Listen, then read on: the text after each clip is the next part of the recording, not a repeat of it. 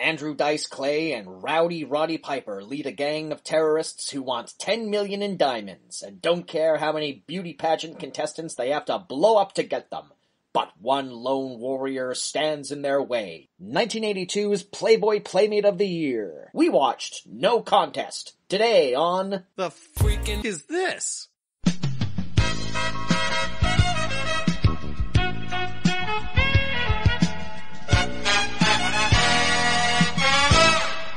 Hello, however you wish to self-identify, and welcome back to The Freakin' Is This, where we dive through DVD bins and sort through streaming apps to find the weird, the bizarre, and the unloved. I'm Kaz Lesgard, and joining me always is my co-host, Jameson Rafter. Sup, everybody? I'm Jameson Rafter.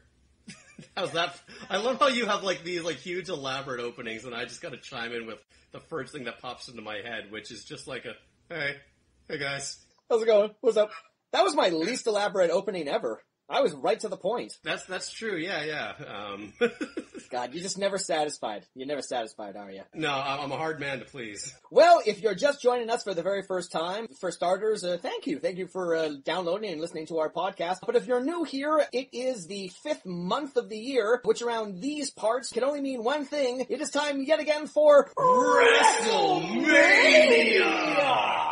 Yes, for the entire month of May, we are spotlighting movies that star wrestlers. And today, we will be watching 1995's No Contest, starring an old favorite of ours here on the show, Rowdy Roddy Piper. The top tier villain, the Hot Rod. Right off the bat when you said, hey, if this is your absolute first listen to The Fuck Is This, what an episode for them to be jumping into.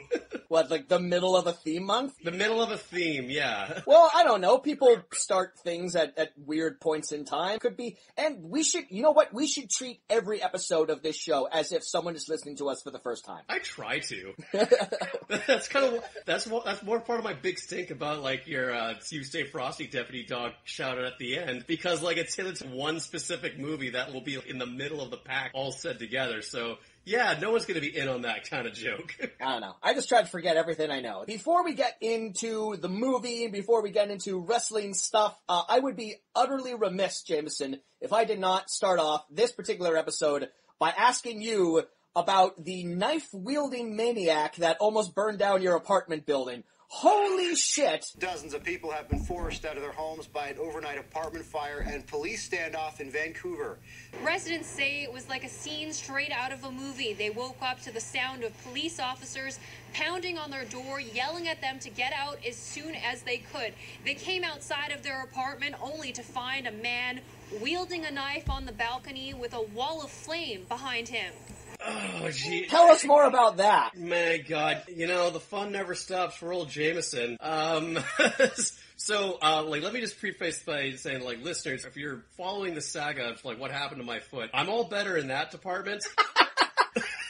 That's kind of smooth sailing from here on out. There's an entire email chain I have of, what's going on with Jameson's foot? Sorry, I'm sorry, keep going. Yeah, I'm walking around without the walking boot now. I'm taking physio. I'm about, 85% back to how it used to be before. And just in time, because, late Wednesday. Just in time to run for your life. Yeah, really. So there's, a lot of first-hand accounts from the neighbors that were going around. They've sent out a police report on exactly what went down. But basically, late Wednesday evening, I want to say around 11:45, fire bell went off, and I figured, they don't do drills this late, so this is probably the real thing. But then almost immediately started hearing knocks on the doors of people saying clear out. So I opened the door, and wouldn't you know it, it was the cops, and they were going door to door, telling everybody to get out of the building. So I didn't be told twice. I got my phone, keys, and wallet and everything that I needed, so I went outside and got downstairs, and there was smoke coming from one of the third floor windows on the street side of my building. And that's the opposite building. Okay, good. So yeah, you were in a good location. Yeah, I'm on the 6th floor, and this was on the 3rd floor. I face into the courtyard, and this particular apartment was facing onto the street side. So there was smoke billowing from that. But in addition to that, there was a dude on the balcony wielding a huge steak knife. Like, I was like on the other end of the intersection. I had a bad angle, and I could still see like the size of that knife. And yeah, it was cops, and it was the fire department. A huge steak knife? Because steak knives are never very big. Do you mean like a butcher knife? So I didn't mean to split hairs there, sorry. No. Like a knife's a knife's a knife as far as I'm concerned, because I'm a very non-violent, non-confrontational kind of person. I'm a very outdoorsy man. A knife's a knife's a knife. Yeah, more of a lover than a fighter. Anyways, but yeah, like way more cop cars than fire trucks, so like it was like clearly a police incident. They gave the guy like a cup. I don't know exactly what happened, but according to some of the neighbors on that side of the building, the cops had been on this stakeout for like a couple of hours, and like finally I guess they gave him like a couple of chances to leave, and he didn't take it, so they pulled the fire alarm to get everybody out of the building, mostly so they could get like the actual SWAT guys to like scale down the side of the building and get into that unit. Why they didn't just break the door down, I don't know. I think maybe we've been watching too many movies and that's not correct procedure. But what they did do was first they tried to flush the guy out by blasting him with fire department hoses. And the guy would not back down. He was like holding his own against like a torrent of like water from a fire truck hose, still clutching that knife, still like head banging away because he was on something. You know, high on life. and those fire hoses the water pressure is as hard as they can possibly go. I'm sure the people in the apartment directly below him must have loved the fact that they were just spraying water everywhere and he wasn't doing shit. Oh my god. So the whole thing took about 2 hours for the cops to finally get their man. And then like the fire marshal came by and he said like, we're gonna like slowly let you people in like one by one. But if any of your apartments are like just like beyond livable at this stage, like we'll set you up with like a shelter back at the station. And getting back into my building, like just crossing through that lobby, the first floor on like the west side of that building, like all flooded. So I can only imagine what the second floor looks like and what the third floor looks like. Yeah, I can't wait to see that fucking email from the Strata telling people like, well, here's what it costs. Here's the damage. It must have been like around like 2:30 or 3 before you finally got back in. I can only imagine. I mean, like just the scary situation that's going on there, but coupled with the fact that, you know, we're still in the midst of a very serious pandemic, and now all of a sudden all these people have nowhere to go but out on the street in the middle of the night. I have to imagine just a really scary situation. Holy crap. You know, like most of the people there, we knew we were like perfectly safe with that many cops around. We were all keeping like sort of like a respectable distance away from people. And I think, like at least in my case, I was glad to be outside again to get some fresh air, and because like any excuse, right? You were the one annoying positive guy. Like everyone's like, oh, I've lost all my possessions. They're underwater. And you're just all like, you know, it's just such a nice night in the air. Yeah, breathe in that fresh, crisp air. Aren't you just happy to be alive, everybody? Oh my god, that's insane. What happened to the guy? The police took him, and I guess they booked him, and I have no idea. I don't know if he's coming back. I certainly hope he isn't. It wasn't somebody you ran into in the elevator ever, or... I may have. You may have. You have no clue. Wow. I don't know too many people on the third floor, so who knows? That's nuts. Well, that's a bit of a departure from what we usually talk about on the show, but goddamn, that's crazy! Oh my god, that's wild. Well, Yeah, it was certainly a break from the norm, and like, you know, I wish I could have used like a stiff drink as soon as I came back inside, but I don't have any right now. So I just made myself a nice hot cocoa and went to bed. Had a nice wholesome evening when I had the shakes like that. That's almost as good. Yeah, and not to sound like a tough guy or anything, but I wasn't like I was more annoyed than afraid or anything, you know? But I'm always like a look on the bright side kind of guy, count my blessings kind of guy. So I was like... That's definitely one of those situations where you're lying around just all like, oh, I've been in my house for like weeks now. Anything to break up the boredom of what's going on right now. Oh, that's good. Too much! That's not what I wanted at all! It's all about, like, perfect timing with me now, because, like, hey, I broke my fucking foot just as, like, the lockdown came down, and I just got back to walking at a steady pace just in time to have to do an emergency evacuation. Well, that's nuts. Alright, well, we gotta move on. So, before we get into the movie, at the last episode, as we were winding down, you brought up something that I feel like I should apologize for. You were absolutely right. One thing that we did not talk about on our last episode of WrestleMania, we didn't spend any time talking about the actual WrestleMania that happened this year that you watch every year with your friends. So what happened on this year's WrestleMania, Jameson? This particularly interesting, unique time for a WrestleMania to be happening. Oh, what a WrestleMania it was. So much like we're doing right now, my friends and I had a video conference and we just like had one friend stream the WrestleMania and we all chimed in with our 2 cents. It was at the WWE Performance Center, which I guess is like their practice grounds where they have like their gym and they have like their mat there. And I guess they have like some broadcast systems there and administrative stuff. But it's not for like capacity seating at all. Like it's just like a training facility for them. And they would have the wrestlers come out and do their shtick, their gimmicks, their persona, their kayfabe rather, to no one. And it looked a lot like, I guess this would be like what a final rehearsal would look like for the wrestlers to get out there, because they're showboating to no one. They're directly like calling out people, and you could hear everything. But like, it wasn't all in the ring stuff. There was like 2 pre-tape segments. One was a boneyard match, which was like Undertaker fighting some guy in a graveyard. Undertaker retired like 2 years ago, didn't he? No, he's the dead man. He keeps coming back. That was a huge... Now, okay, look, I'm not a wrestling fan, but I remember that being a huge deal. I thought Undertaker... So, also, he's gotta be in his mid-50s by now, right? He is an old-timer by now. He actually does... He does look a little bit like an actual dead guy now. I guess, you gotta work with the role, I guess. I didn't even know Undertaker was back. That's... Wow. Alright. Oh, I think, well, a lot of people were calling this like a retirement fight, so who knows? But I thought he just had a retirement fight. I could have sworn I read an article that's all like, the final go-around of The Undertaker. That was like 2 years ago. I don't know. I'm not paying attention. Other highlights for me included, those matches where they go into like the hallways and the alleyways? Yeah, they kind of go outside the ring. There was one of those, and it was the longest match of the entire day, where they're just like going through like the hallway never ended. The hallway never ended. The gym never ended. It was like almost an hour-long match, and like I think the guys legitimately got hurt early on because it was really lame.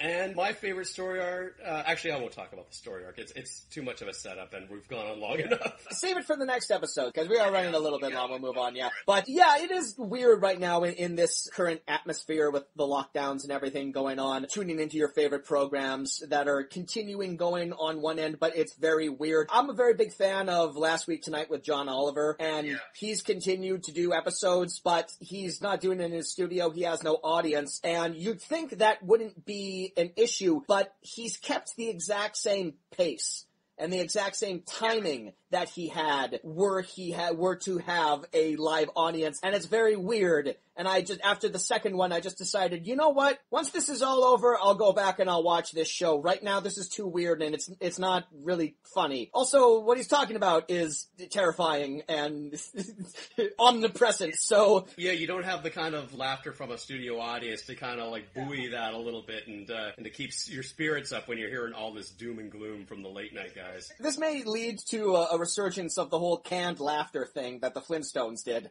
Just bring that back. We know they're not there, but we don't care. We need that now. We need that comfort of that live audience. Yeah, I want the late night host guys to just have radio morning DJ soundboards so they can be ready with that studio laughter. Or just a couple of really loud camera operators. Trevor Noah will tell a joke and then just off in the corner you hear someone go, "That's funny, Trevor!" No, it'll be his wife or his kids, and they're all sick of hearing his jokes already. That's right. Alright, so anyways, we should probably talk about the movie that we're gonna watch today. Yes.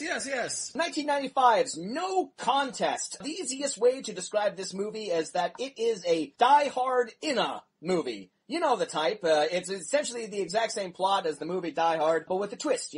Passenger 57 was Die Hard on a plane. Under Siege was Die Hard on a ship. Skyscraper was Die Hard. It's just Die Hard. It's just Die Hard again. Just Die Hard. So No Contest is Die Hard at a beauty pageant. Ooh, nice. The official synopsis reads, a beauty contest turns into a hostage situation when the Miss Galaxy competition is taken over by a gang, demanding a ransom of diamonds. Miss Galaxy? How big is this fucking contest? Sharon Bell, a kickboxing actress, is the host of the show and the thorn in the terrorist's side. Nice. That's not Roddy Piper, is it? It's not. Yeah, much like the last Roddy Piper movie we watched, he's not the hero, he's not the villain, he is once again secondary villain status. So, this isn't a Roddy Piper movie, but I'm sure he will make it considerably better just by his presence. So yeah, Roddy is playing a henchman named Ice. Ooh, cool. That bring back any memories? What, of Ice from Bronx Warrior? Yeah, hell yeah.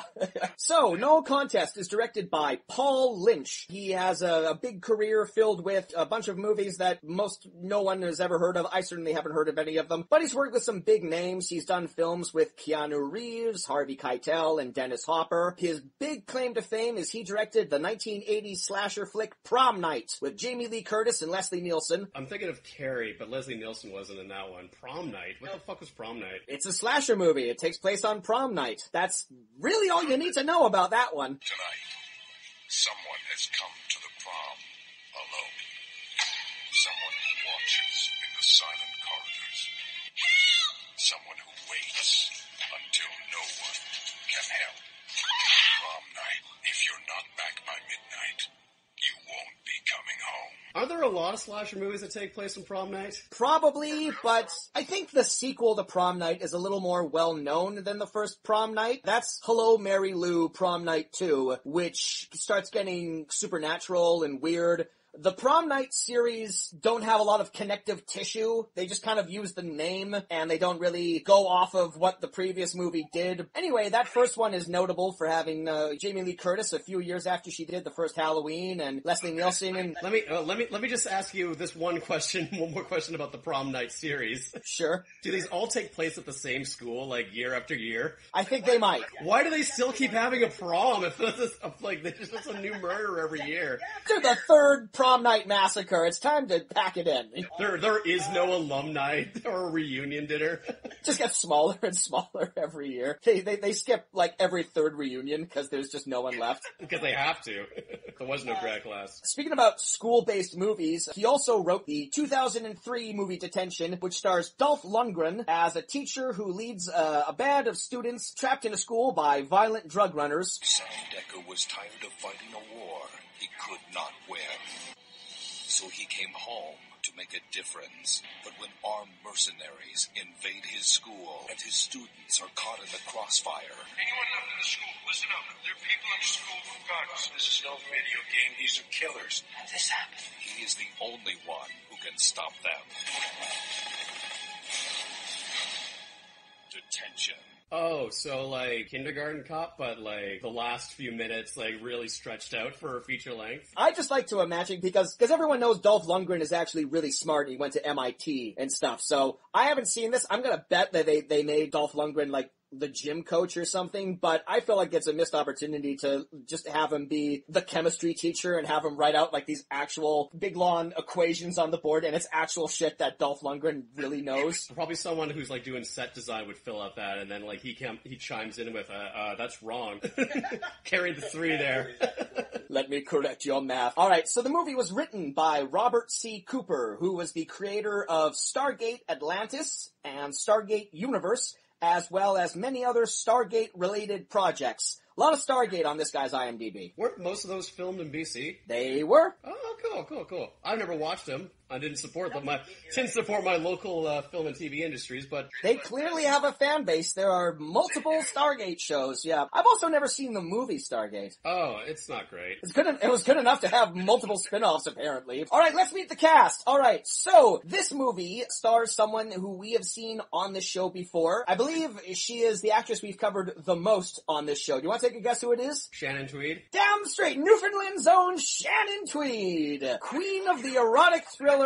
I mean, let me just say, like, of all the actresses that have been featured on The Fuck Is This, she has been seen the most, or the most of her has been seen.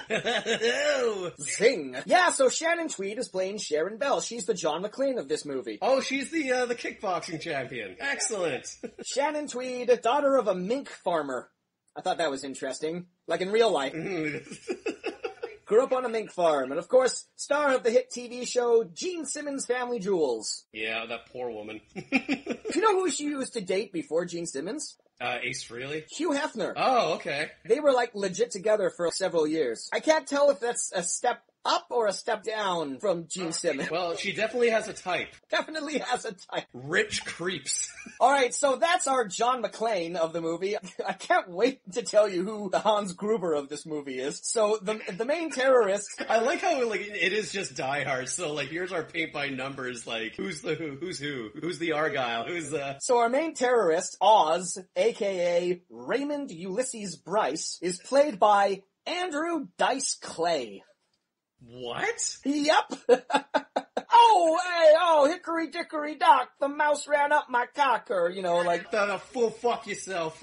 That guy who was really popular, sold out in Madison Square Gardens with his stand-up comedy specials in the 90s, then immediately fell into obscurity, and every once in a while he pops up in a really good movie, like A Star is Born, and he's really good and understated, and you're like, God damn, Andrew Dice Clay, you actually have layers. Oh, go figure. Weirdly enough, in this movie, he has dropped the dice. He is listed as Andrew Clay. Are we sure it's the same guy? Because last time you had a problem between two different George Wallaces. Without a doubt, the same guy, yes. Yeah, I think he just decided, you know what, I'm gonna take a stab at, I guess, serious acting, and people won't take me seriously if, you know, the Dice Man! If I keep bringing up my cack. I gotta bury the Dice Man. It's like, there was a very short period in the late 90s where Charlie Sheen changed his name to Charles. There's like 4 movies if you catch them on TV, and starring Charles Sheen. It's all like, you're not fooling anybody, Charlie. Wasn't Jim Carrey called James Carrey in, like, the first season of Living Color? Yeah. And rounding out this cast, just to make sure that you don't think of Die Hard at all while you're watching this,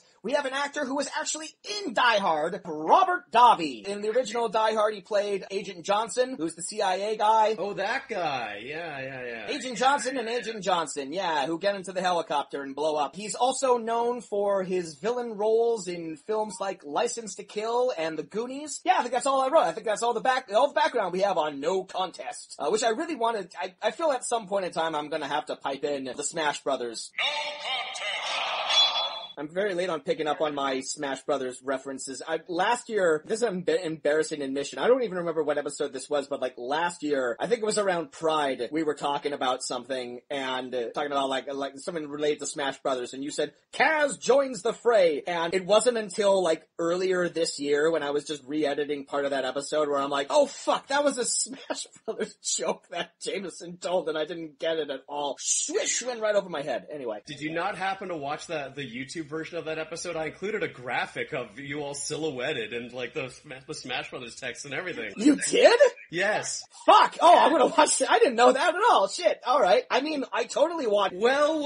It's nice to see my hard work is appreciated around here. I just skimmed through it looking for my name, man. I'm sorry. Alright, well. Yeah. Just tune it all out until you hear Kaz. Let's go check out No Contest, and when we come back, we'll tell you all about that. You know what? I'm excited to watch. It feels like it's been a while since we watched like a true blue action movie. We've done a lot of like really stupid comedies and like lame sci-fi kind of stuff. We needed a break from the dumb independent comedy family movie stuff. Yeah, it's time to go back to basics. Watch some buildings blow up and some people get... I hope someone gets stabbed with a stiletto in this. I really do. I feel like, again, missed opportunity. Wow, not 10 minutes after talking about how my building almost got blown up by a knife-wielding guy, you're like, I can't wait to see a building blow up and a guy get stabbed. Nice segue, Cass. You can't live in the past, Jameson. Alright, we'll talk to you soon. See you soon, people.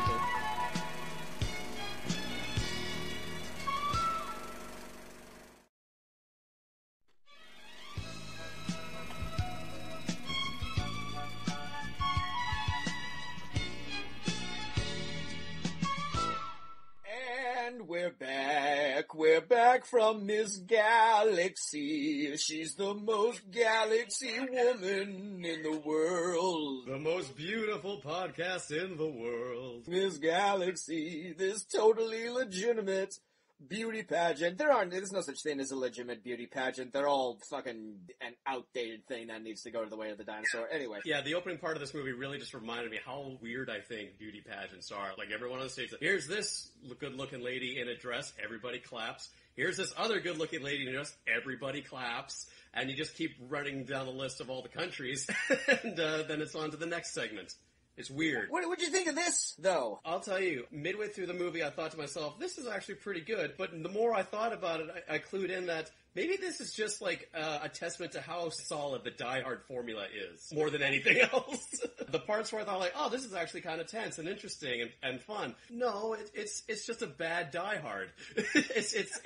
It's Die Hard without a lot of the charisma. I mean, it gets close, but I think, again, that's just because the formula is so sound. Anyone can take the Die Hard formula and make a good movie out of it. Not anyone. Look at the endless string of movies that are Die Hard butts. Like, there are plenty of movies that don't work just by following that formula. There's plenty of lesser Die Hard ripoffs than this. Fair, but this isn't one of them, I'll say. Look, I agree with you on a lot of what you just said. I'm just gonna come out and say it. I fucking loved this movie. I really enjoyed myself while watching this. Really? Alright, cool. I don't know if that means my personal standards have just dropped from doing this podcast for so long, or if, like, that I had so much fun while watching it. Compared to, like, a lot of the other direct, like, this is, like, kind of leagues above something like Deal of a Lifetime or Coward of the County. Big time.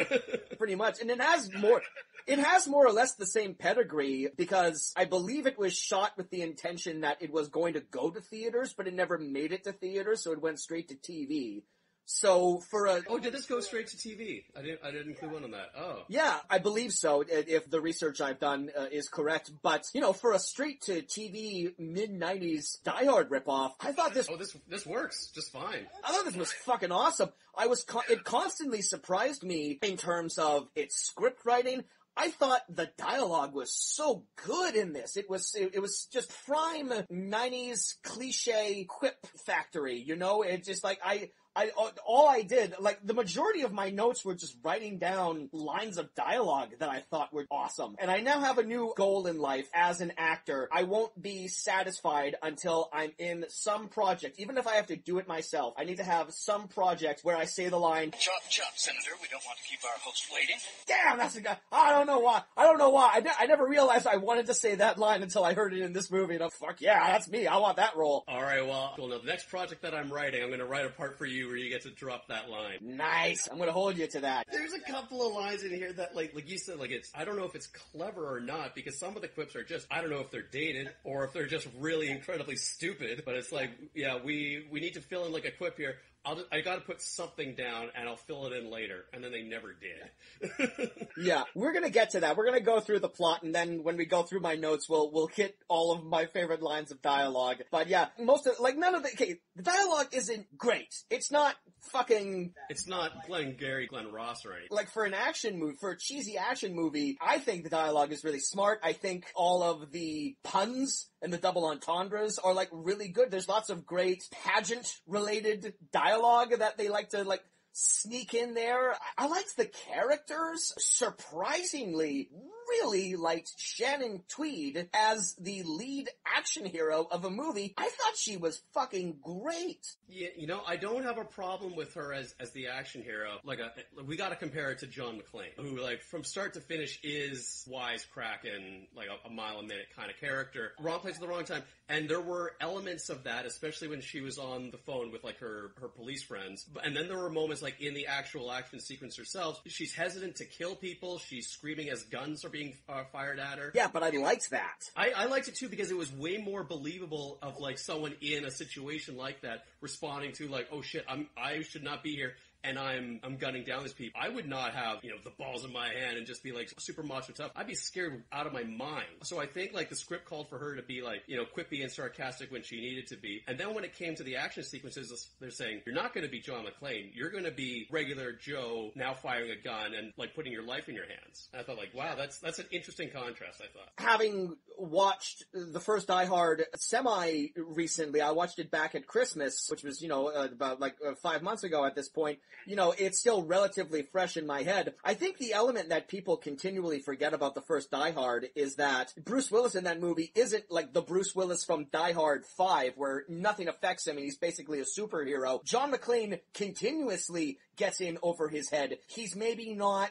screaming and terrified to the extent that Shannon Tweed is in this movie, but there's different circumstances. But but he's certainly not cool as a cucumber throughout that movie. He's sweating bullets, he gets hurt, and that impedes his forward motion. He spends the whole movie without his shoes, he's continually at a disadvantage. Yeah, that's a good point. I guess it has been a while since I've seen Die Hard, but it was interesting to see it done this way. Yeah, definitely. I think this is a real cut and paste situation where this more or less is just the plot of Die Hard, but the changes were enough that it made it feel relatively fresh, and the cliches were enjoyable enough that I was sitting there, I'm all like, yeah man, I'm along for this ride. I can see where this is going, but I don't mind. I don't mind watching this reheated leftover of a movie. Yeah, it would be super hypocritical for me to say oh, look at these dumb cops in this movie, and also not pay that forward in Die Hard, because a lot of those hallmarks are still in this movie. Alright, so let's break down the plot of this, such as it is. So yes,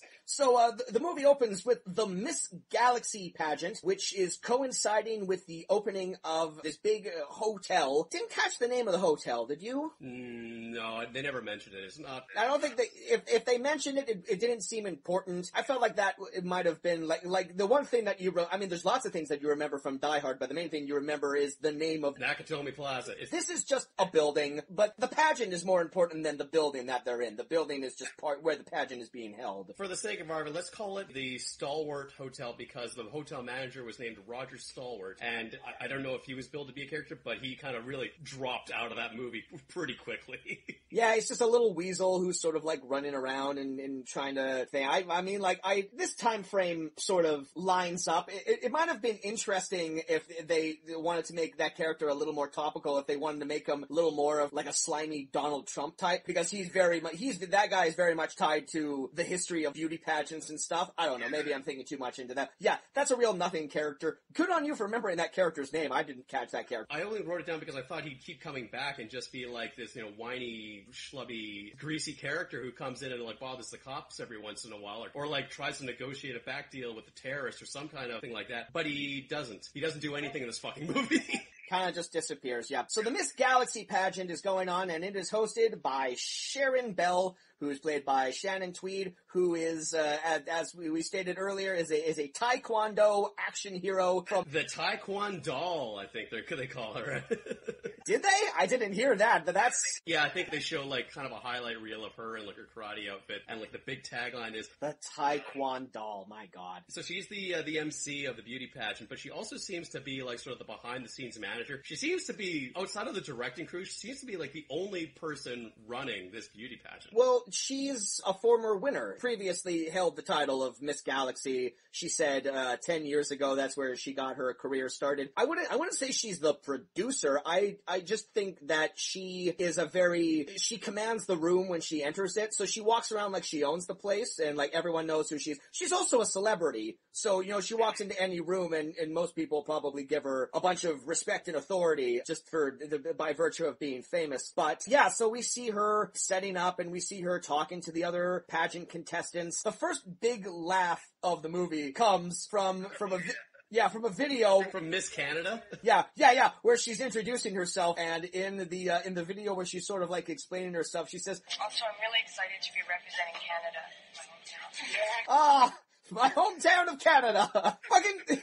And knowing that Shannon Tweed herself is a Canadian. Is conceivably the action starlet of Canada. Yeah, sure.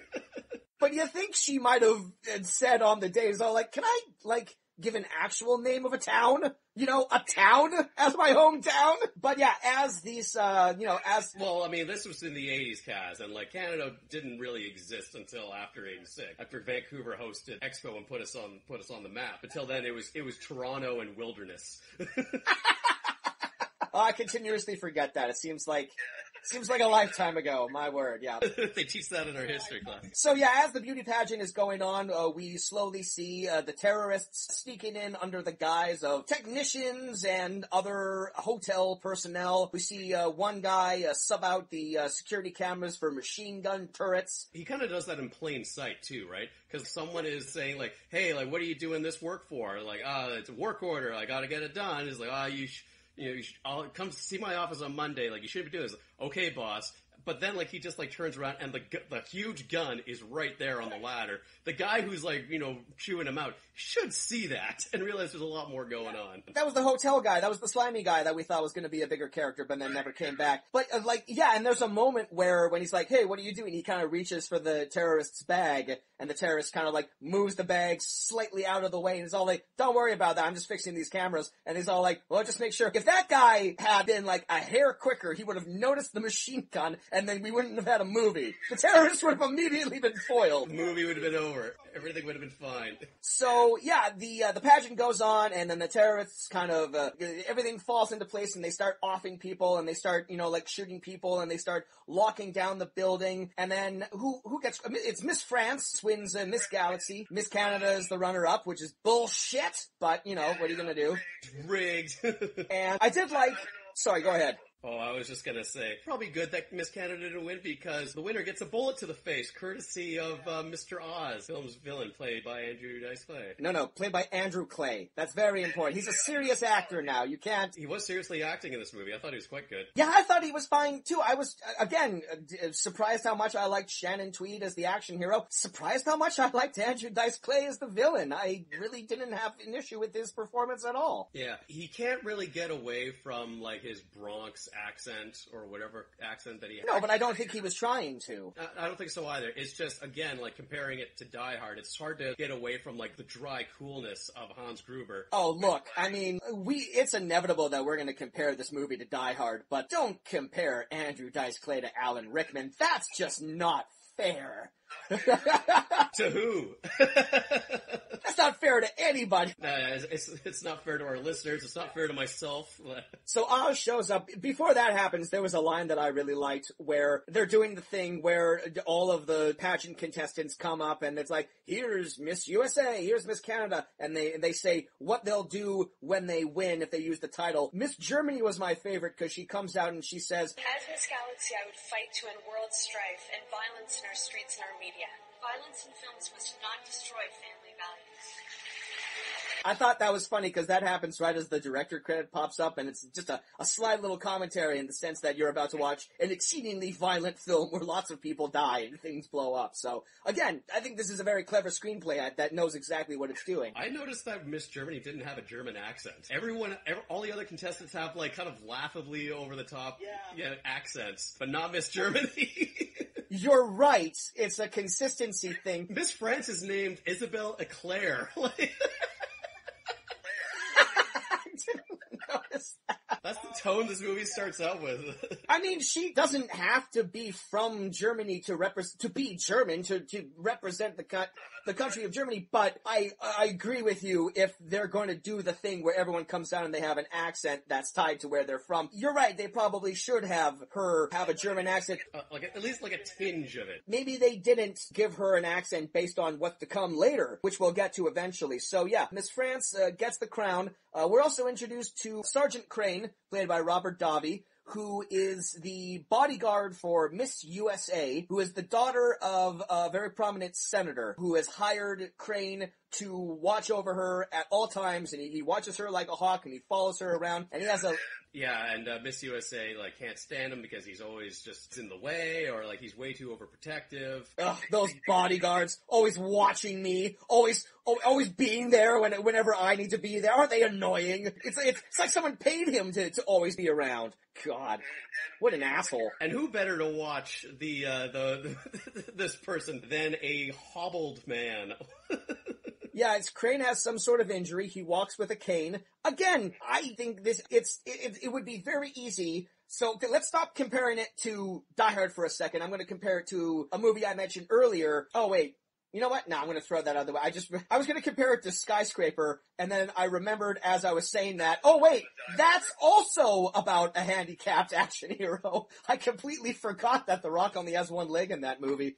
Because he's The Rock, so why would I? Yeah, he actually looks like he could hold himself in a fight even with one leg. Yeah, so like, Mr. Crane, he takes his job way too seriously. So at some time during like a commercial break, Shannon Tweed goes up to him and says like, why don't you have a smoke break? Take a load off or just take 5 5 minutes for yourself. So, and just take 5 minutes for yourself, bodyguard whose entire job has been hired to protect this one person. In an earlier scene is so paranoid that he won't let the contestants enter their dressing room until he's like done a full sweep of the inside first, which he totally could have done while they're all out on stage, but no, he's Can you imagine if, like, all bodyguards, if the bodyguards, like, guarding, like, the prime minister, their watch beep, and they're just like, oh, from 8:55 to 9 a.m., it's me time. And he just stops what he's doing. That'd be horrifying.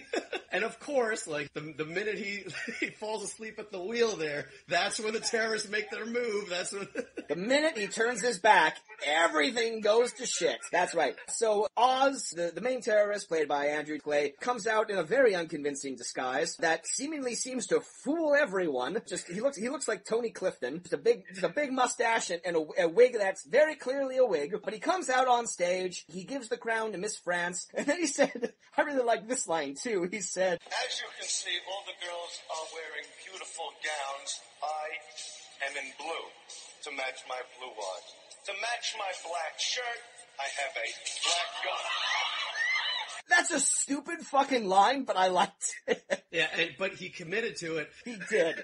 He did 100%. You know, this is like, he's starting off his big heist, like, he's gonna only get one shot of this, like, introductory line. They can't all be winners, you know, you gotta think on your feet. So he shoots Miss France in the head in front of everybody. He takes the rest of the pageantees? Yeah, just say contestants. He takes the contestants and Shannon Tweed hostage, and they head up to the penthouse. Yes. Just when Mr. Crane is about to intervene, he gets... Mr. Crane sneaks back in. He's off stage. He's got a gun on Andrew Dice Clay, and he's about to de-escalate the situation. He's about to come in with the gun and be the big hero, but then one of the other terrorists sneaks up behind him and says, No time to be a baby hero. Did he? Which means what?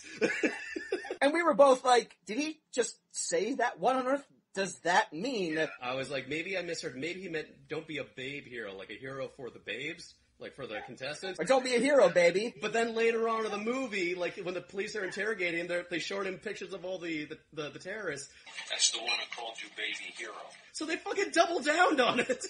Not only did they double down on it, but that means that it affected Crane so much that later on when he went to the police van, he said, like, it's really bad in there. They got like 6 terrorists. They got guns everywhere. They got guns on the security camera. Yeah, anything else you can tell us about this guy that might help? One of them called me a baby hero. That affected Crane the most. Yeah, you don't forget a thing like that. So all of the contestants go up into the penthouse suite. The rest of the terrorists come in. We meet the rest of the terrorists. We meet Roddy Piper as Ice, who's a stone cold killer. Yeah, he's a creep. Oh, you don't like Roddy Piper in this. No, Roddy Piper's doing good villain work here. He's just playing a degenerate thug. He likes to play games with the girls. He gives them a deck of cards and he makes them pick one, and whoever gets like the lowest card is Ace is high or low, yeah. Which I didn't quite grasp because it looks like they all drew low, but whatever. But yeah, the girl who gets the lowest card, he's all like, 2 spades.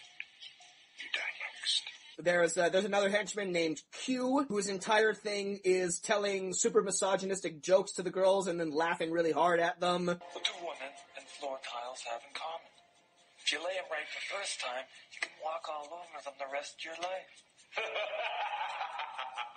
He also likes to walk down the hallway and brush a knife under his eyelids. I thought that was a little strange. All these henchmen are just like really good at practicing being creeps. They're all very memorable, too. Like, they all have, like, one gimmick that sets them apart from the rest of them. I will say, again, to compare it to Die Hard, not quite as multicultural as Hans Gruber's band of thugs. There isn't the smart black tech guy. There isn't the Japanese guy who likes candy. Yeah. One thing I will say about Roddy's performance in this is, even when he has like no lines of proper dialogue, he's making the most of his screen time. His exclamations when he's being hit or when something bad happens to him are amazing.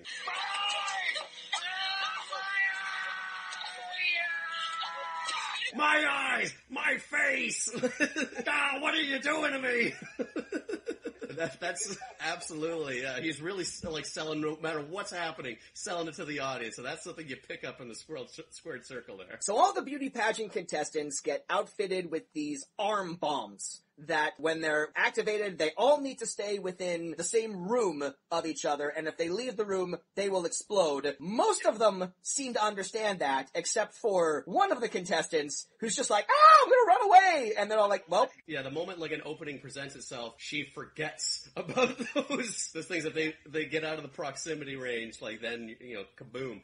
In a huge explosion. Like, it looks like an entire floor of that building just, like, lit up like a fireball. It's seen from, like, the ground floor below, and it's, driven home by the flaming dummy falling to the ground in pretty gruesome and horrific scene. Now look, like, I understand when you're in a stressful situation, maybe you're not thinking right, maybe, like, certain things, like, escape your memory. A bomb strapped to your arm that will go off if you leave a room seems like a pretty important thing to remember, wouldn't you think? Like, it's pretty outside the realm of possibility that anyone, even if they are panicking, they would remember that, right? Well, not only that, like, it's a thick-looking bomb that's on her wrist. And it constantly beeps! Even if you do forget, as you start running, you should, like, what's this huge weight that's weighing down my right arm here? Oh, right! No, but she's just going, the entire time, and yeah. Risking it all.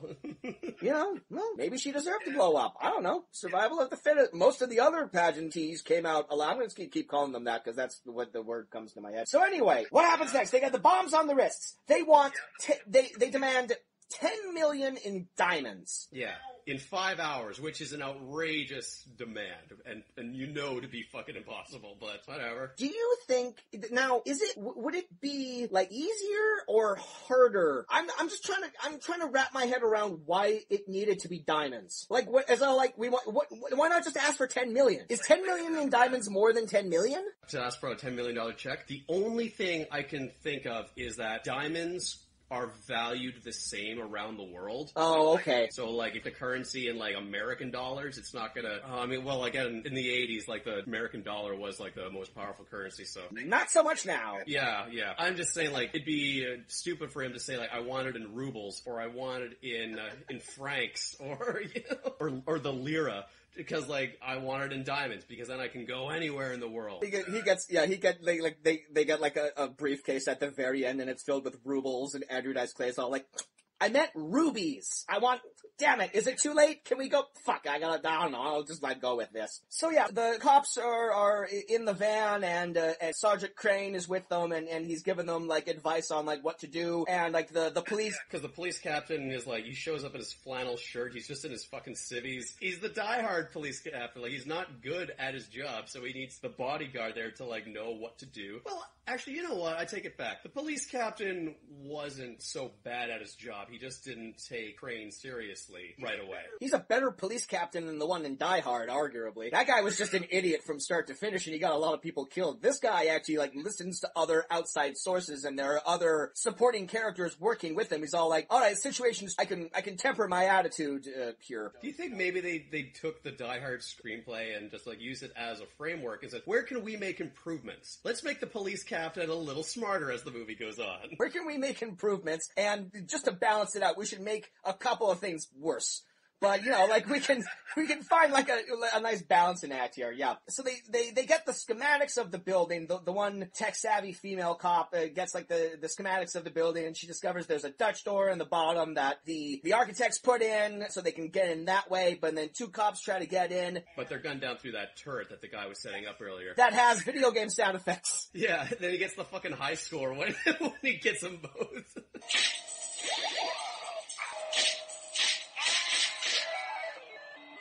I guess that was just sort of to drive home the fact that, like, the guy who was, like, the tech whiz was a kid. Like, he looked like he could have been 20. He was like the young teenager punk of the group who has all of his... He said one of my favorite lines. Yeah, he's got, like, some of the most quips, like... Give me time, man. This thing's got more passwords than a fucking Get Smart rerun.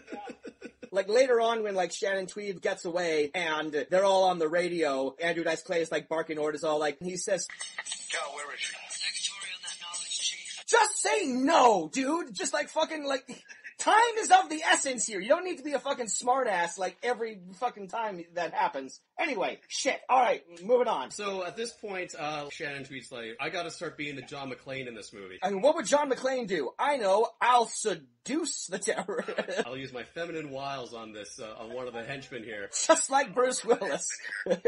So she does, and it works because, like, none of, like, the one henchman that it works on doesn't think twice that, like, oh, like, maybe she's trying to pull a fast one on me. No, I'm gonna take advantage of the situation and take her down to the pool. We should also point out that right before this happened, the reason she's able to do this is because Andrew Dice Clay leaves the room for a moment with one of the contestants, and we think that he's gonna take her into the next room and do something despicable and nasty to her, but surprise, she's in on it, and that was Miss Germany, right? If it was Miss Germany, she didn't have a German accent. Well, she didn't. That's why it's hard to say. I'm thinking maybe they didn't give her a German accent because she was the evil contestant, and they didn't want to make those parallels, but then, I don't know, but then name her a different country, make her Miss Norway or something. I don't know. I'm not even 100% certain if that was Miss Germany. It was just another contestant there, and shoot me, all beautiful women look the same to me, so go figure. Anyway, so, yeah, I know, it's a disease I have. It's why I'm still single. I have face blindness for beauty. It's why all my friends are just ugly people. You know, I can't remember all the beautiful women in my life either. Yeah. Anyways. So Shannon Tweed seduces Vic, who is the screw-up henchman, and she leads him down to an indoor pool, and she gets him to slowly take her clothes off, but then, haha, surprise, she does like a taekwondo judo flip, and she flips him into the pool, and she gets his gun, and she gets away, and now Sharon Bell she's loose in the building, and now she's really John McClane. Now she's finally she's really taken on that mantle, because now she's alone in the building against all the terrorists. Two things I want to say about, like, that pool sequence. One, after the guy disarms himself and starts, like, starts making the moves on her, it takes her a long time for her to, like, get some hits in. She's, like, really playing up the seductive game a lot. But when she could just, like, easily knock him aside, pick up his gun, or, like, just cold cock him, or anything. I don't agree. You don't agree? You thought that was good tension building? Again, yeah, I think what this movie is really good at is making us buy the situation that Sharon Bell is in. Because, yeah, she's an action hero, but she's never been in an actual life or death situation before, so she knows what she has to do. She knows she has to use her taekwondo skills to, help stop escalating this situation and to get one over on the terrorists, but she's never done it before. This is like the first action movie thing she's ever done in real life, and yeah, it takes her a bit. She's got to build up the resolve to actually do it, because, if she fucks up, this guy's gonna shoot her and kill her, so she has to pick her moment, like, specifically. Okay, I can buy that. What I can't buy is that black outfit that she was wearing under her gold sequins, like, sure, I'll agree with that, yeah. Contest dress the entire time in the movie up until this point. That dress had, like, a low neckline, and then when she, like, disrobes, she's, like, instantly wearing black combat gear. She could have had that shirt tucked into her pants, because she was wearing the pants underneath the dress. Right? I suppose so, because the dress she was wearing showed prominent cleavage, and then when she was the action hero, it was mostly covered up.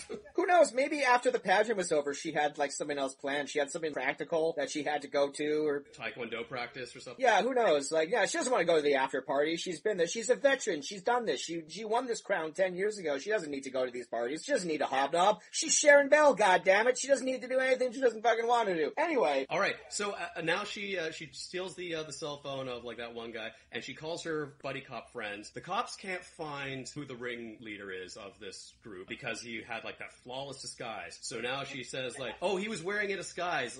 He has a scar above his right eyes. He doesn't wear glasses. He has no mustache. And in real time, the cops enter this information into those awesome 80s cop movie computers where they just have a vector graph of the guy's face, and then slowly details come off. Technology that didn't really exist back then.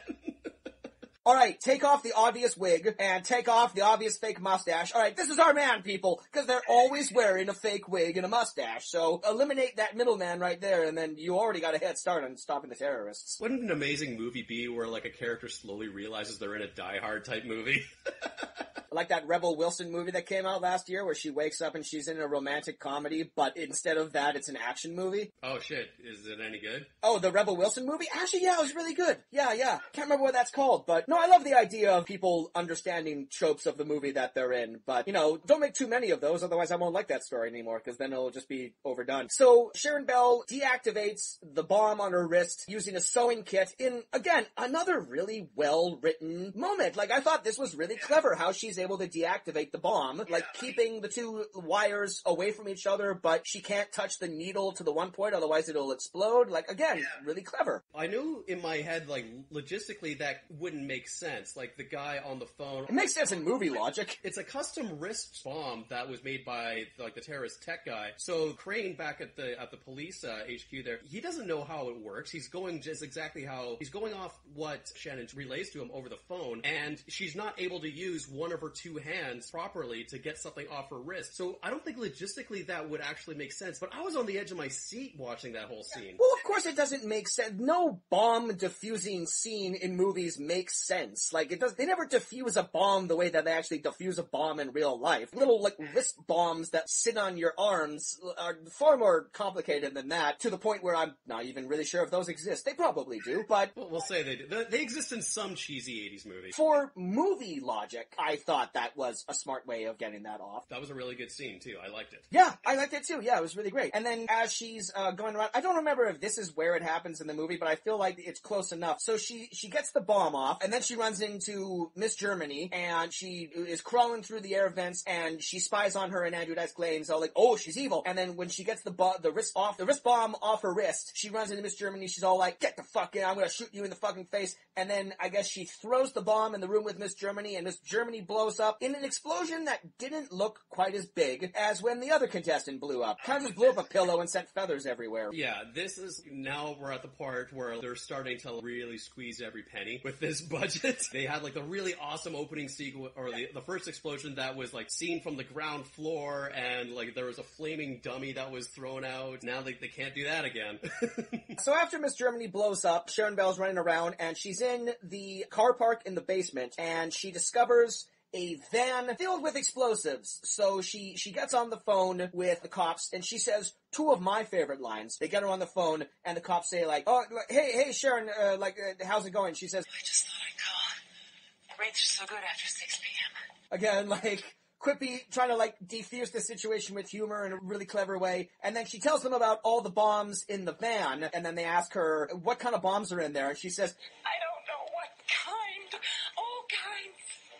It's like a goddamn Roadrunner cartoon around here. This is good dialogue. I think this is really smartly written dialogue, but who knows? Maybe my brain is not as smart as it used to be, but I don't know. Like, I like this. And that scene is end when one of the henchmen finds her, gets the drop on her, and they have like their guns pointed at each other. And just when like like you said, like that really clever bit of comedy there, she says, "Don't do it," and the other guy says, "You're not gonna shoot me," and then she shoots him anyway. I don't think like that was meant to be funny. That's what, going back to what I was saying, she gravitates by being like the smart ass John McClane type, and then being like a real person in a real situation. It volleys back and forth so wildly between the tones in these scenes. I liked it both. I liked it both ways. I did too, yeah. I think it's two different styles of movie, and they don't always mesh, but luckily I liked both of them so much that I didn't mind when they overlapped sometimes. That whole action sequence from when like she starts fighting Roddy Piper in the kitchen, and then like evading all the other henchmen in the hallways. Shannon Tweed versus Roddy Piper. It's the fuck is this All-Stars?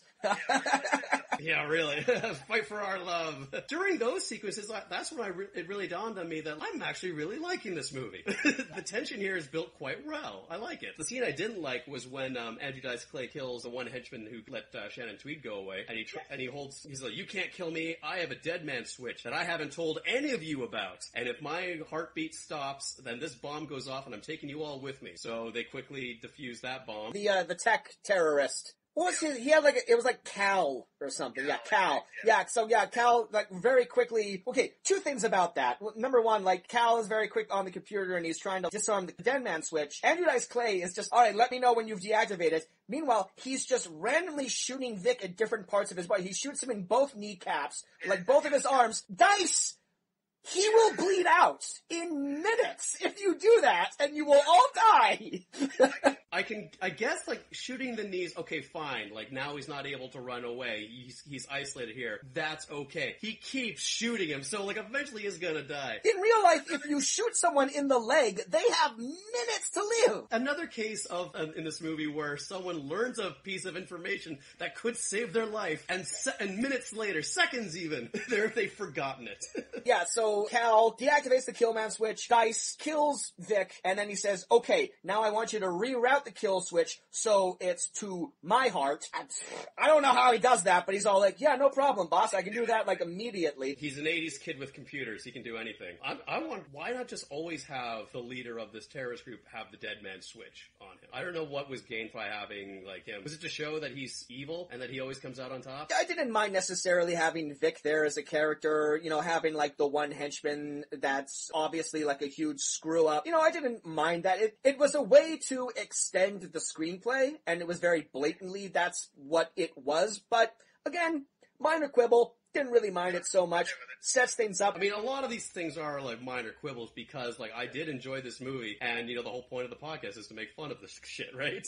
Here's my question, though. So, we do eventually find out that the dead man switch is connected to all of the bombs in the van. So, the van is parked next to a support structure beam, so if the bombs go off, the entire building comes down. Now, was the van full of bombs always part of Andrew Dice Clay's master plan, or did Vic put that there? Was that like a Vic gambit? Because Vic had the killman switch, and that was attached to the bombs. Like, following, like, the sequence of events here, like, they show up to, you know, extort some diamonds from the senator. Vic has the dead man switch that he does not tell anyone about. Maybe the plan was originally to blow up the hotel, but through, like, his own little side machinations, Vic got the dead man switch wired to himself for insurance. Yeah, it doesn't track necessarily. I feel like that's the one plot hole in this movie is but if Vic was attached to the bombs in the van, who put the van there? And was Dice always planning to blow up the building? I don't know. Again, don't know. Who helped him set up the dead man switch? Yeah, someone must have. Yeah, because, Vic didn't seem smart enough to figure that shit out on his own. No, of all the henchmen, he was probably the dumbest.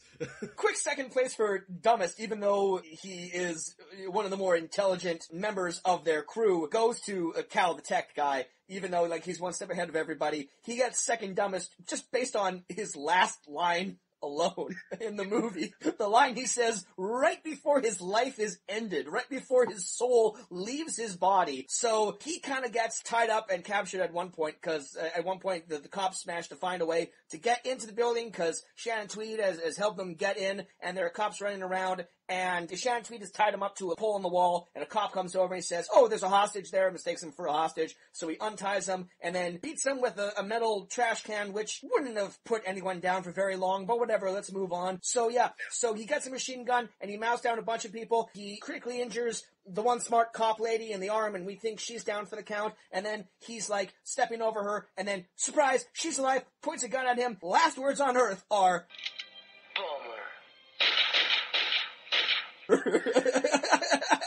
What a drag. Totally not righteous. Reaganomics. I got nothing to add to that. That's pretty much just his best line in the movie. So, Andrew Dice Clay gets on the walkie-talkie or something. Yeah, he says to Shannon Tweed, get back to the penthouse or we're gonna kill all the contestants. She gets back up there, and just as, like, Andrew Dice Clay's about to make his exit, all the hostages fight back. Yeah, I like seeing that. It's a moment that I was waiting for ever since they all got taken at the beginning, and it's a moment that's completely foreshadowed by a line that Shannon Tweed has when they first get to the penthouse, and they're all there, and they're being menacing, and everyone's all like, oh, we're gonna kill you one by one, and I think one of them says, like, you're not like that. You're not helpless. Maybe none of us are. They're gonna fight back. At one point in time, they're gonna fight back. One of the beauty pageant contestants, we notice she has really long nails, and what do you think happened? Digs him into Roddy Piper's eyes, where he goes, my eyes! That's one of those cases where they took the screenplay of Die Hard and said, where can we make an improvement? I know, let's have the hostages fight back. There was one line that Andrew Dice Clay said that was a little confusing to me. Seems we've come to the end of the runway. And just like any successful pageant only has one winner, any successful getaway only needs one hostage. Is that true? I feel like the more hostages you have, the easier it would be for the cops not to fuck with you. Maybe. I think he might have meant that in that, like, oh, what's that sweet line from Mulan where the bad guy finds the two scouts after the battle, and it says, like, send a message back to your king, and then he says, how many does it take to deliver a message? And then the guy draws his bow and arrows, just one.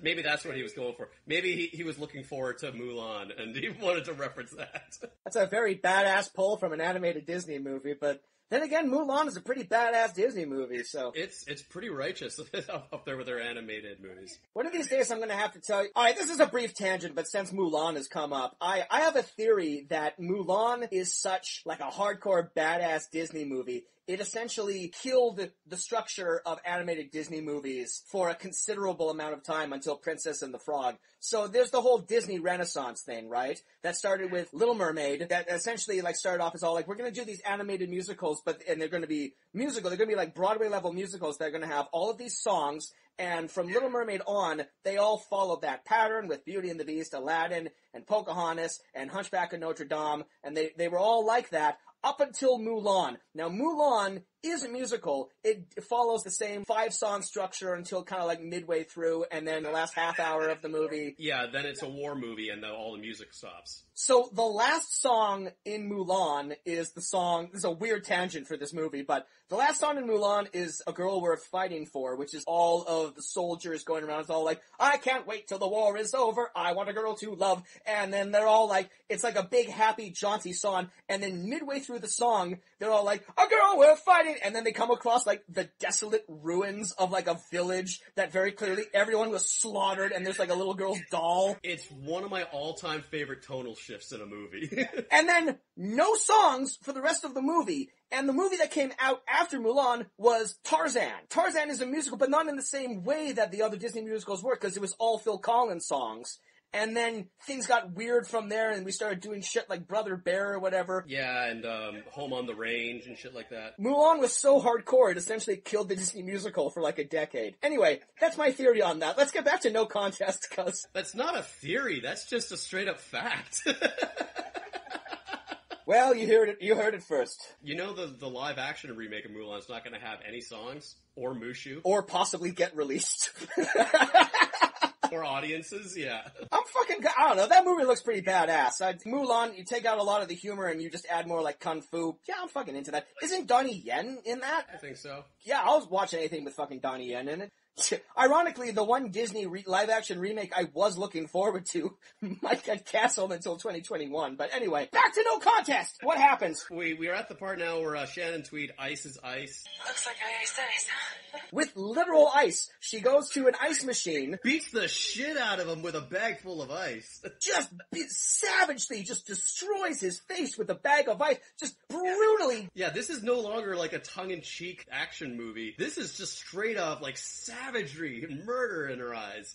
Yeah, she almost didn't need to say the line at the end. Like, we knew she was going to, but it was such a visceral moment. It's like, we get it. His name is Ice and you've beaten him to death with ice. You don't really need to say the zinger. They did anyway, but, cause of course you're gonna, but... Well, I would have loved it if, like, she kind of, like, composed herself and realizes that, like, she just had that massive outburst and the two pageant members are next to her dumbstruck at what they just saw, and she goes, I guess I iced ice. And they're all like, or, either way, I would have loved it. So, outside in the building, the senator, who is Miss USA's father, has finally shown up. We get a little more backstory. We find out that Miss USA never liked being in the pageants, or her dad made her do it from a very young age. We also find out that, plot twist, Andrew Dice Clay and the senator knew each other. They used to work together. He was like, did you catch what his job was? Yes, he was, Andrew Dice Clay was the middleman between the shipping company that handled all the drug imports from Colombia that the senator was like, I guess he signed off on in his state or whatever. And then when the FBI got wise to him, he gave up Andrew Dice Clay because, as he said, he didn't know anybody, but Andrew Dice Clay did. So he made that plea bargain with them, and he got to remain a senator because they got the main bad guy, I guess, because the senator was just taking kickbacks. That's it. And this is Andrew Dice Clay, like, out for revenge. Yeah, we have this moment where it's like, well, he was asking for 10 millions in diamonds, and the police captain's all like, I can't get that anywhere, but Andrew Dice Clay must have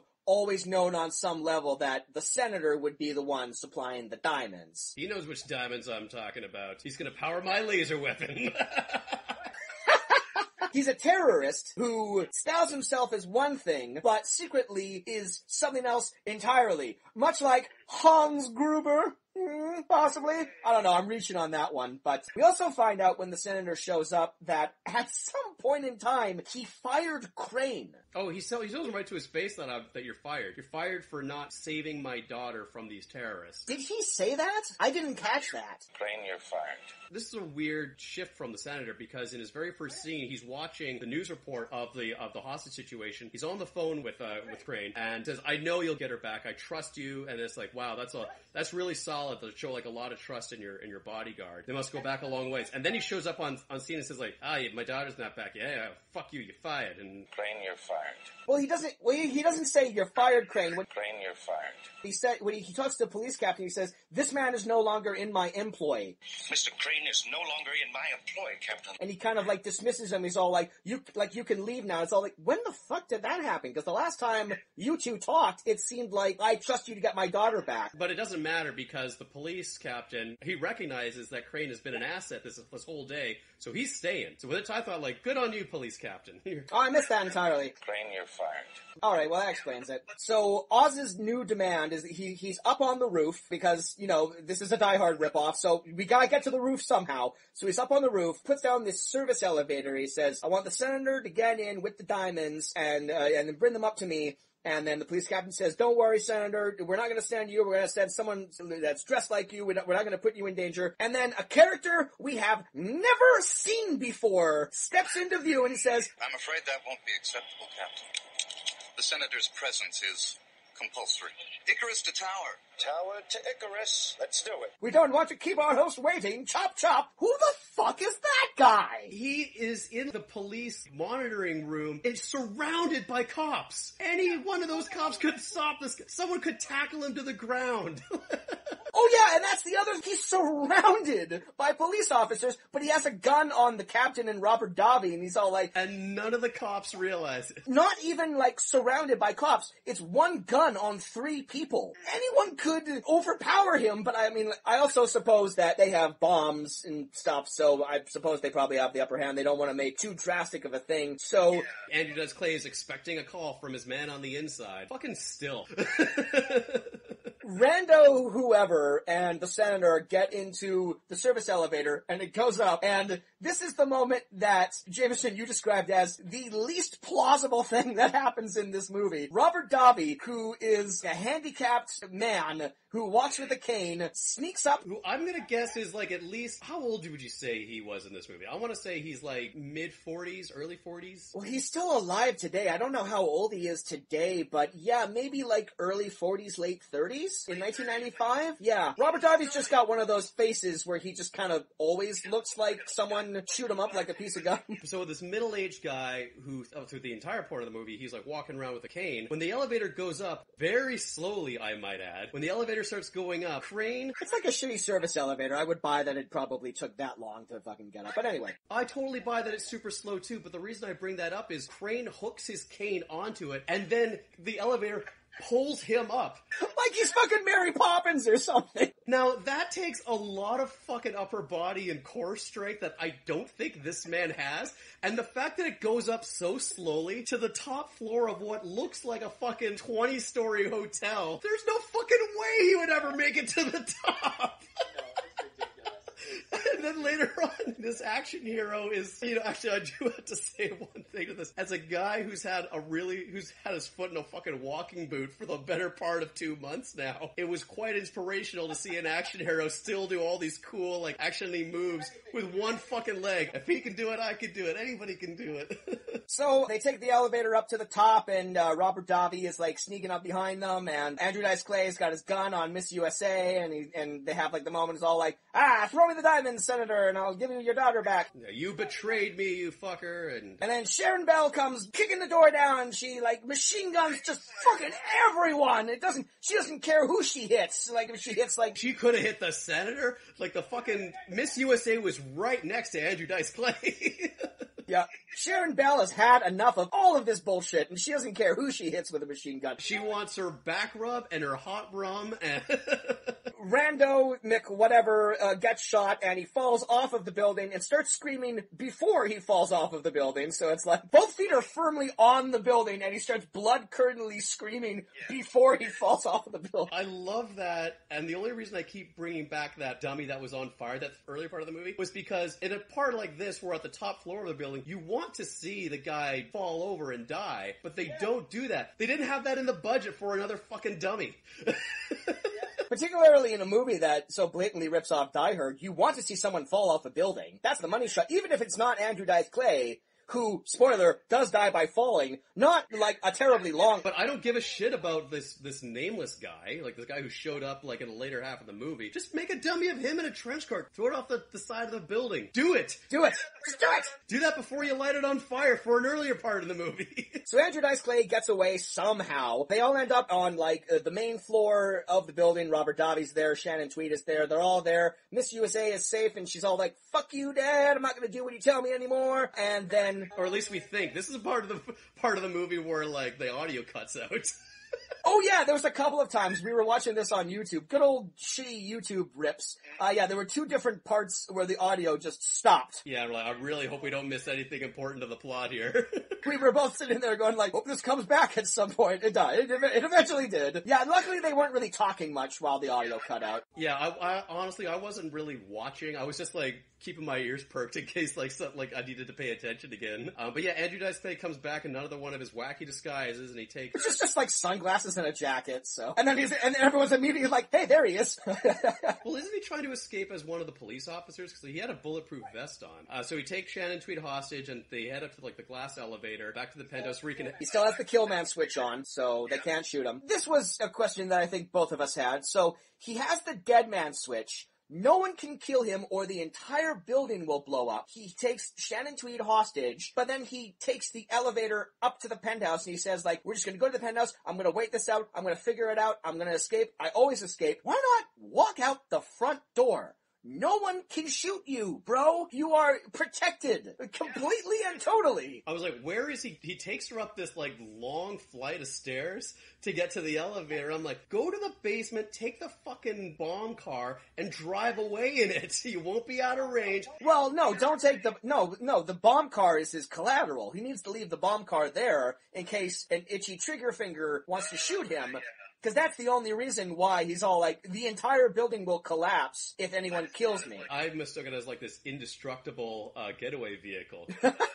Well, it could be that too. But the surprise, Shannon Tweed knows Taekwondo, so they fight, and the smart cop lady who's wounded tries to get... Oh god, we gotta talk about how they defused the bomb, because this was fucking stupid. Even the movie says that this is silly. The PA is part of the intruder alarm system.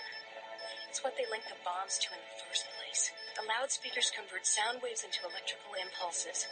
We just have to mask his signal with one of our own. Do it.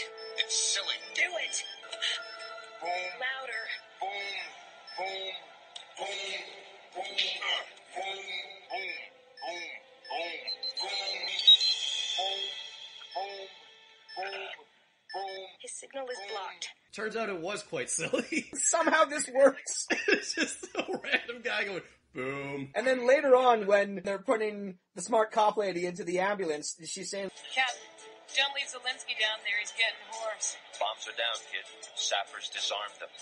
In that case, don't tell him anything. I was waiting for like an after credits sequence where the guy is down there and he's still going like, boom, boom. But yeah, Shannon Tweed knows Taekwondo. They disable the dead man switch, and she shoots him in the head, and he falls like Hans Gruber. And she says the title of the movie. And You lose, Sharon.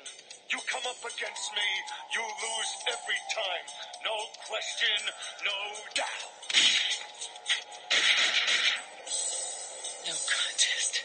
you're like, yeah, fuck yeah, no contest. And, yeah, and then everyone's fine, all the bad guys are dead, and Sharon and... Crane, they have a very unnecessary kiss. Yeah, I didn't feel any chemistry between those characters, but whatever. I guess we gotta have. Yeah, I mean they were on the phone with each other the whole movie. It's the John McClane and Carl relationship from Die Hard, except it ends in a kiss. That was this screenwriter who was just saying, no, like, I really love the ending of Die Hard. It would have been so much better if Bruce Willis and Reginald Val Johnson made out at the end of it, though. And that's pretty much the movie. Two things, Jameson, that I want to bring to your attention. I am sending you the DVD cover poster for this movie. There it is there. You got it? Oh, Jesus. What? Okay, so take a look at that and tell me if you notice anything missing from it. Yeah, the star. Yeah! Shannon Tweed is not on this poster at all. Not only is Shannon Tweed not on the poster for her own movie, where she is the undeniable action hero of this movie, the main protagonist, but whereas in the opening credits where she is first billed, she's now third billed, after Robert Davi and Andrew Dice Clay. Wow. I feel, if I was Shannon Tweed, fucking glass ceiling, that's what this is. Yeah, if I were Shannon Tweed, I would be so mad, and I really think what an obvious example of the patriarchy at work. And of devaluing the woman, the star of this movie. It must have been because, she had her start in, like, softcore porn. That there must have been, like, some prejudice. But, like, if your marketing for your movie has this prejudice, too bad. Like, they've already cast this woman. She's the star of the movie. You put her on the damn poster, I know Andrew Dice Clay was a big deal in the 90s, but so was Shannon Tweed, presumably. People knew who she was. I mean, like, was it, like, an actress issue? Is it, like, they could only afford Shannon Tweed? Because there were other actresses, like, Cynthia Rothwell, or, like... Rothrock, yeah, Cynthia Rothrock. Just her. Yeah, I mean, like, certainly, like, mid-90s, it wasn't the norm to have a female action hero. We get it a little bit more now. We have our Gina Carano's and our Scarlett Johansson. Well, yeah, I mean, like, the concept of action hero is a lot different now in movies than it was back then. Like, most of the action heroes we have now are actors. You'll get, like, something like Atomic Blonde that has Charlize Theron, and it kicks ass, and Charlize Theron is a great action hero, but she's also just a phenomenal dramatic actor and a great comedic actor. She's just, all action heroes now seem to be able to do all things. Like, you get your Matt Damons and your Jeremy Renners, and they're good at the other genres as well, and there aren't really any pure action stars anymore. You're gonna start taking some fight classes, eh? Beef up that resume. Yeah, that's what we need. We need more schlubby, slightly paunchy, balding white men action heroes. That's what we need in the movies, yeah. The other thing I'm gonna send you is another poster. Would you believe, Jameson, that this movie got a sequel? Oh, I don't believe it got another sequel. Well, it did. No Contest 2, but once again, Shannon Tweed is on the poster for this, but she is yet again eclipsed by her male co-star, because she, once again, does not get top billing. That instead goes to Lance Henriksen, who I assume is the villain of this movie, but it's like, poor Shannon Tweed, she's got this action franchise, and whoever's in charge of the marketing refuses to name her as the fucking star of it. I'd be livid. I would be utterly livid. I'll say this one thing about this poster. It does the thing that we always hoped movie posters would do, where it has the actor underneath their own name. That is true. The faintest of praise. Jameson, I know my answer to this question. Would you recommend No Contest? I think I would. Again, like, if you gave me the choice of watching this or Die Hard again, I'd probably go with Die Hard. Because it is like a better made movie and a little bit more memorable, but this is... I mean, if someone offered you like a Belgian ale draft, like straight from the tap, or a room temperature can of Bud Light, then yeah, obviously you pick like the first one, but you know what? Sometimes you're in for a room temperature Bud Light. No, I mean, like, this is fine. This is a fine movie. There's nothing like outrageously wrong with it. And nothing that's stupid enough in this movie that, I can't say also applies to other action movies of this type. So, yeah, this is, sure, if this is on the docket and you're on the fence of whether to watch it, No Contest. Give it a watch. Oh, that was perfect. That was set up utterly perfect. Yeah, no, I completely agree. This movie is fine and occasionally dips into fucking awesome. I think this movie was a lot better than I thought it was going to be. And again, I don't know necessarily if that's because we just haven't been watching super great movies lately, and I'd like anything at this point. I'm desperate for anything that has like a little bit of quality to it. But no, this genuinely is a really good movie, and Shannon Tweed is a great action hero. Who'd have thunk? Movie industry did her a disservice, not giving her any more sequence or sequels, or, you know, because, like, she was, you know, pegged as, like, the hot blonde, the femme fatale, the sex symbol, but no, she really holds her own in this. I liked it. Yeah, and I completely think that it is because of this Hollywood bias about people in the porn industry, even though, as we've already corrected ourselves on this show, Shannon Tweed isn't a porn star, but there should be less of a stigma? Yeah, less of a stigma towards people in the porn industry wanting to do, I can't think of another word, legitimate movies, you know, because occasionally we see it happen, like Sasha Grey has been in a couple of movies, but I think there is this stigma around people thinking that porn is this lower class sort of thing, like, oh, it doesn't mix well into the society, as if we all don't fucking masturbate constantly. Don't be such fucking prudes. You watch porn. We all know you watch porn. Like, everyone is into something kinky. So stop shaming the performers who also, porn acting is fucking hard work. It is hours and hours of just intense labor. And I just think that the people in the porn industry don't get enough credit, really, for the shit that they have to do. Again, this is a bit of a tirade. Shannon Tweed doesn't even do porn, but she's included in that stigma because she's done Playboy and she's done softcore erotica and stuff, so people don't take her seriously as an actor. You know, everything that you just said about the porn actors, like, trying to, like, break it into the mainstream, you could make the exact same argument for wrestlers. Just to tie it back into WrestleMania here. Hey, bringing it back, Jameson! Good for you! Keeping us on theme here. Yeah, you really have to, it really only works if you have, well, I mean, obviously, like, we haven't seen a female wrestler break through with any sort of success into the mainstream stuff. A couple of female MMA fighters have managed to. I wouldn't say successful. I mean, like, I keep going back to Gina Carano, even though Gina Carano isn't that good of an actor, but she's been in, you know, Star Wars now, so it's all like... Yeah, she's set. I'm not saying that, like, it'll never happen. It probably ought to have happened by now. WWE Diva will, like, break into the mainstream. The way that, like, Dwayne Johnson and John Cena have. Dave Bautista, like someone who just has undeniable charisma and can command your presence on screen. Yeah, it's bound to happen, but... Alright, cool, well that's another wrap on a gobsmack. Oh, we forgot to mention, Roddy Piper watches wrestling in this movie, and you said that you actually thought that he was the commentator, so... There you go. This is more of a wrestling movie than we thought it was. Yeah, occasionally he would jump on the mic. So, yeah, that's probably his suggestion. Very, very meta that he would, like, you know, watch a wrestling movie in this movie where we're watching a wrestler in a movie. You got any recommendations, Jameson? I got back into Mario Maker because a buddy of mine got a Switch, so we're just, like, making levels back and forth and torturing each other with all these stupid troll levels. No, I'm still going through Skies of Arcadia, and I haven't really delved into too much Netflixy kind of stuff just yet, but I'll get back into it. This week's been kind of been torn in a couple of different directions, work-wise and all that stuff. Oh, here's something I should be giving a shout out to. People who make deliveries during this time. Whether it's like Skip the Dishes or like people who are doing the grocery shopping. With me being in like a walking boot for a couple of weeks now, I really haven't left my apartment in weeks.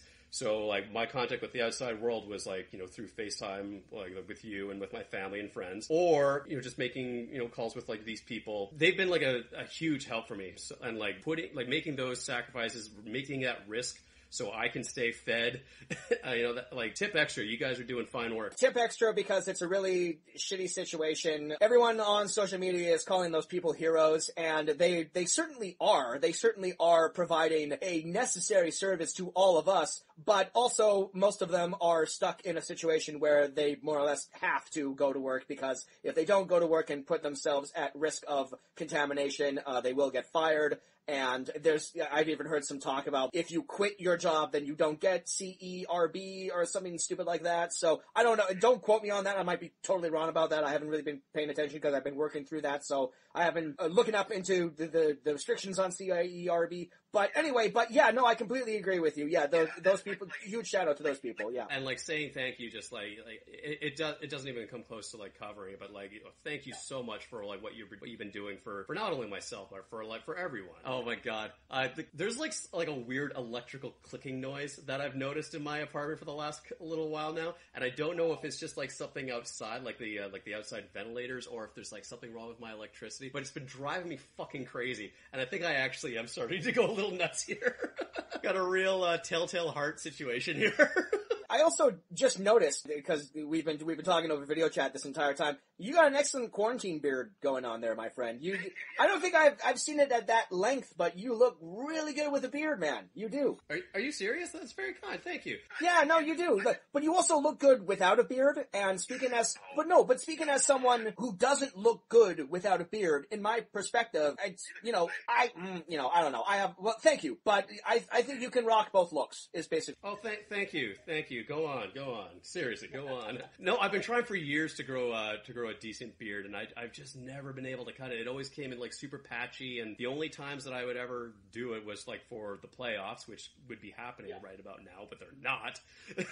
All right, well, I wanted to throw some filler in there because I didn't want to go off of you. I didn't want to leapfrog off of your very sincere and very heartfelt shout out to all of the people who are doing all that work, and then immediately go into talking about myself. But I should probably mention I am a guest on a podcast. That's right, you are. I listened to it. You're quite good on it. My friend James Abramenko has a podcast called Friendless, where he goes through his entire Facebook friend list and interviews them one by one, and at the end of the interview, he unfriends them, and he's slowly making through it. Yeah, James is a really smart, intelligent guy. He's a poet. That's on Spotify and where you can find all podcasts. So yeah, listen to my episode and then keep listening to the rest of his podcasts, because they're all just really interesting one-on-one conversations with the people in his life from different walks of life, and you'll gain new perspectives on stuff. So go check that out. And keep listening to our podcast. Please do. If you've listened this long, why not listen to more? As we know, this is the first time you're listening to this podcast. So yeah, for that person we talked to at the very beginning, we hope you enjoyed the episode, and we hope you listen to much more of it. We don't always watch movies with wrestlers in it. But we will for next time, because we got one more WrestleMania in the chamber. We don't even know what movie we're doing next. We still need to, we need to figure that out. You'll know soon, because, it'll be, I'm not good at outros. Anyway. You'll know because it'll be the next episode. It'll be the next episode. Alright. Stay frosty, deputy dogs. Fuck off.